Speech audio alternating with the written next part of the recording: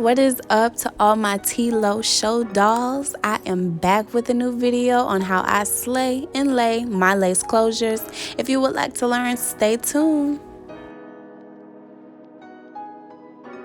Alright, so prior to throwing this wig on our head, ladies, we need to make sure that our foundation is prepped and ready. We need to get these edges in formation because when that wind blows, honey, we're not trying to get exposed. So make sure them edges is laying down. I use Gorilla Snot. It's the only thing that keeps my hair sane, but use what you prefer.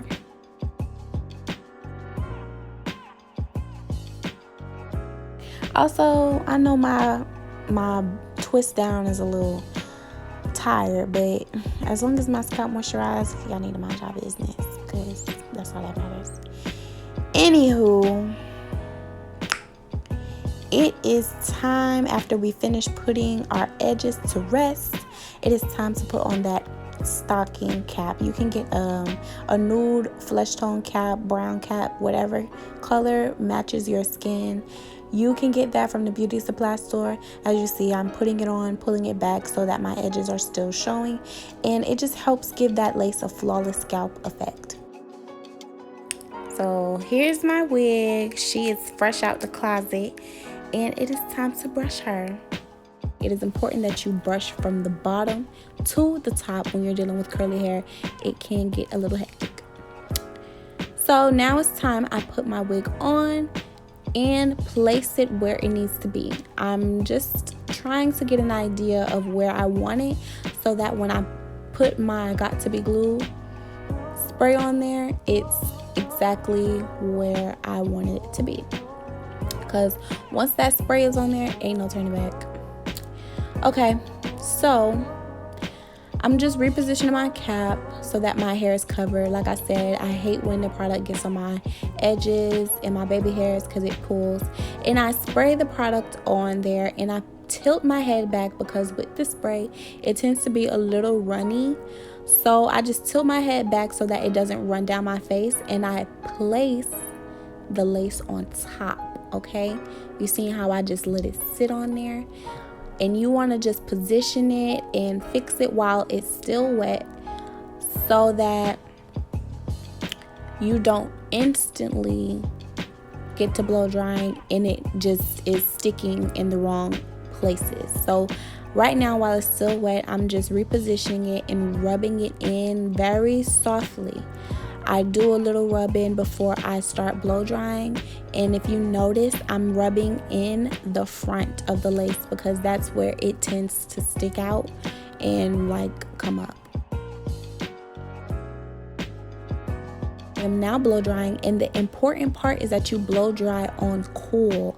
That is imperative.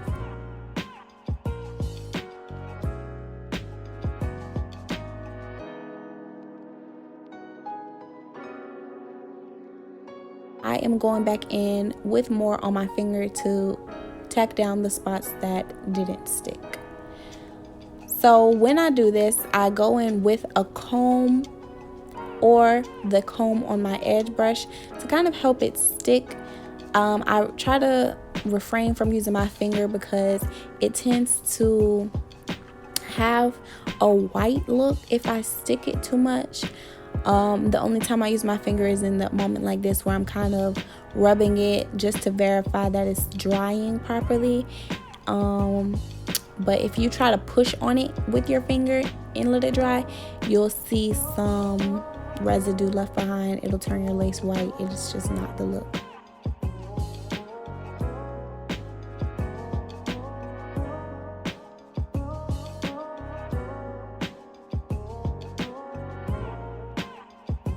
And I just went back in and started blow drying behind the hairline because that part is also still wet from the Got To Be.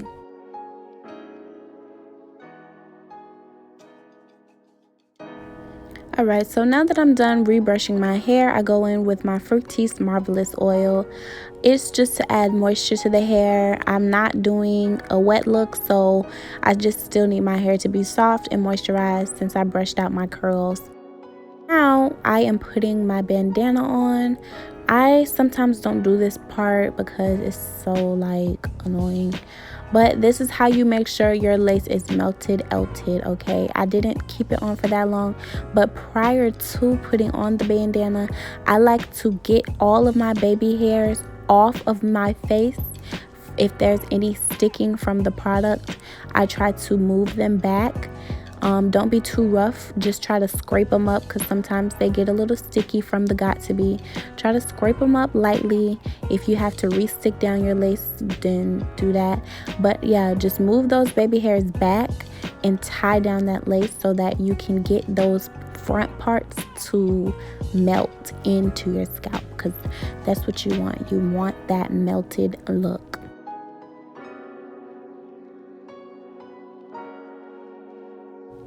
Alright, so here is my favorite part. So in my hand I have some edge control, and it says edge gel, but same thing. Anyways, I don't use this on my natural hair, so I used it on my parts. This is how you accomplish that slick, polished, seamless look. Okay, you can use a wax stick, but before I knew about the wax stick, this was my alternative to just making sure I had no flyaways and to just make sure that my hair looked very polished wherever I parted it. So what you do is just get a small amount and you just rub it around that part. You go in with a hard brush or a comb, and you just want to make sure you move that product in correctly. You don't want any clumps and lumps. You just want to make sure that it is flat and slick. To make sure that this edge control melts and gives you that polished look, you want to go in with some heat, either using a wand or a hot comb. I am using my wand, and as you can see, I'm just pushing down and pressing down to make sure that this edge control kind of melts in, and it is adding such a beautiful shine to my hair, and it's just making it come alive. Like, my part is looking good, my hair is flat, honey. Like, what are you saying?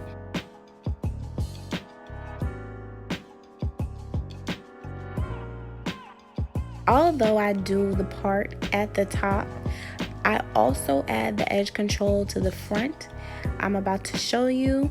It also helps it stay slick in the front. You want that overall polished look to be around the hairline and also by the part. At least that's what I prefer. So what I do is I go in, since this is the middle part, I'm going to go on both sides and I'm going to apply a little bit of my edge control. As you can see, I'm pulling the hair back and I am putting it around the hairline towards the root. The same way we brush the top after putting our edge control, we want to brush the front where we put the edge control as well, to kind of shift it in the direction we want it to go and to also evenly distribute the product we did put on there. So once we finish brushing that product in, you have to mold it with the heat. Although the product is kind of giving you the look you're going for, the heat is going to keep it there. So I'm lightly going in because I'm closer to my hairline and I'm closer to my face. So that heat is definitely, like, you can feel that shit. I'm not finna burn myself. So yeah. Once I put a little bit of heat in the front, I also go back in at the top to make sure it all flows. And like I said, keep it real smooth, gentle. You want to go towards the root as much as possible without burning yourself. And after that, I just go in with my brush, make sure everything is laying correctly, and then we're going to move into our baby hairs.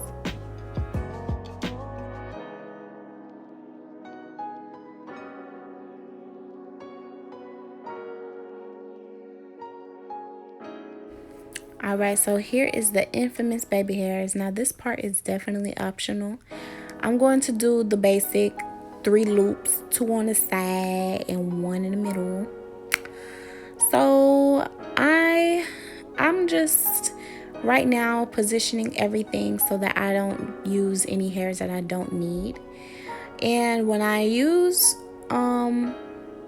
got2b blast spray for my baby hairs, I just put it on my fingertip on top of the lace, and since it's more so liquid form, I use my finger to kind of guide the product that I put on the lace and smooth it down onto the hairs, if that makes sense.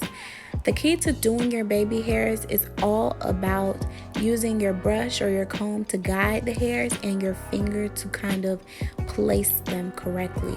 As you can see, I'm not feeling these. Them hoes look a mess. So I go in with a little bit of water. Since the blast spray was hardening on my baby hairs, I just went in with some water to kind of loosen it up and correct them, because yeah, they wasn't swirling enough. Them hoes was looking like white people baby hairs.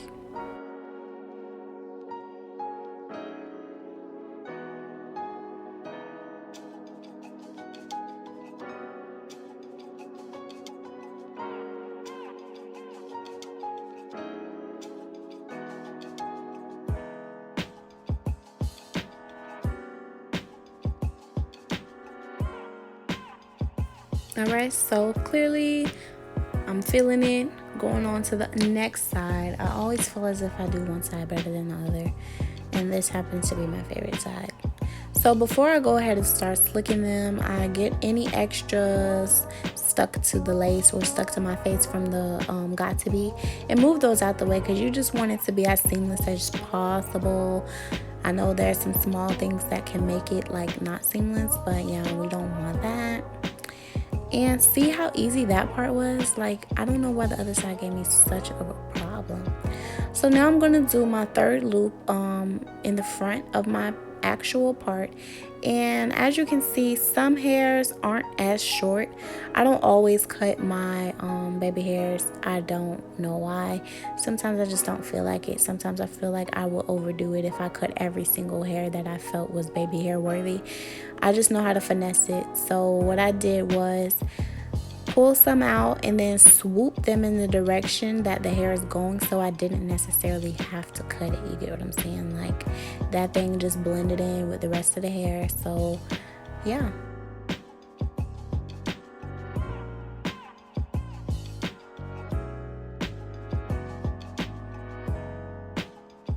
And now it is time to define my part and fix any color correction that is needed.